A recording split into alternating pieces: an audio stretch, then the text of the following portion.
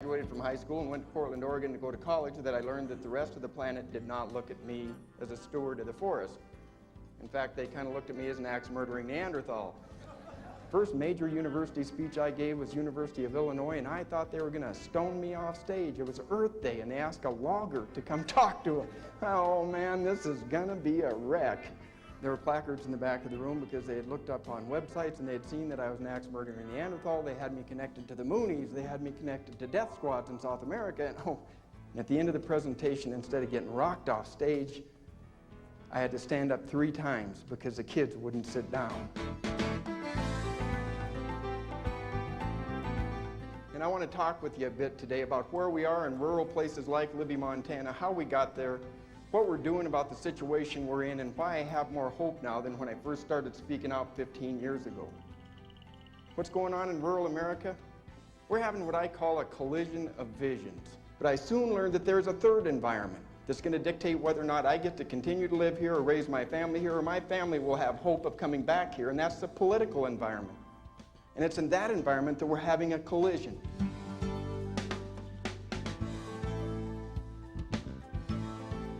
What happened in the 60s is we figured out some things.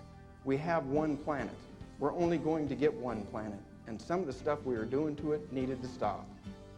If we were going to hand the planet to the next generation in decent shape, we needed some laws on the books to take care of home, Earth. We joined in fact or in spirit the American environmental movement to help us get those laws on the books. But something has happened. Something's wrong when our nation has rightfully fallen in love with the environment, but is willing to get information on this important subject from such noted experts as Dr. Meryl Streep. The woman pretends for a living. What is she doing testifying on agrochemistry issues in Congress, and what are they doing listening to her? Or Dr. Woody Harrelson, did you see that guy? Last summer he was hanging from the Golden Gate Bridge and they were talking to him like he's an expert in forestry. The guy is a loon. But when they spew their misinformation, their pseudoscience, their half-truths to an unknowing public, when it's printed by the major media as the truth, and we begin to base public policy on it, we've got a problem.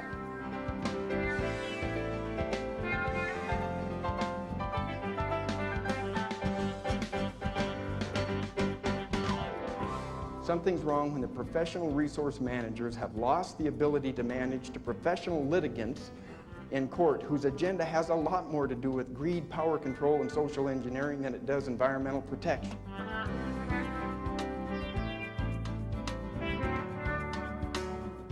There's probably going to be 10 to 14 billion people, according to the World Commission on Environment and Development.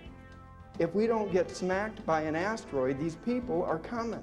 And they're going to want food, clothing, shelter, and the basic human rights. The question is not, are we going to manipulate the environment for these coming billions? The question is, who's going to, where are they going to, and how are they going to? If we aren't careful, we'll be a nation that imports raw products from developing countries that are long on resources, short on cash, long on a burgeoning population. We'll be a nation that imports raw products from developing countries that don't have the economic ability to protect their environment. And that's not thinking globally and acting locally, by the way. That's not in my backyardism at its worst.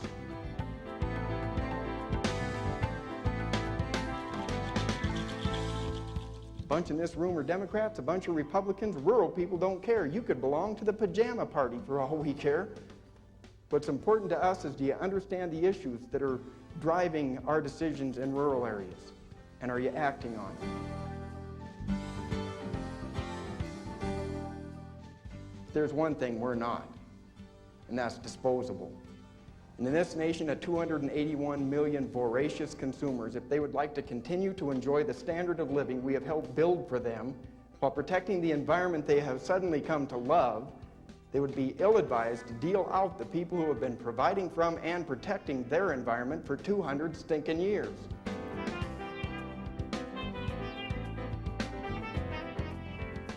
And America is ready. America is tired of the doom and gloom, bongo drum beating, incense burning, planet is dying drivel that they have heard for 30 years. America is ready for a new environmental vision built on hope instead of fear, science instead of emotion, education instead of litigation, resolution instead of conflict. and employing rather than destroying human resources.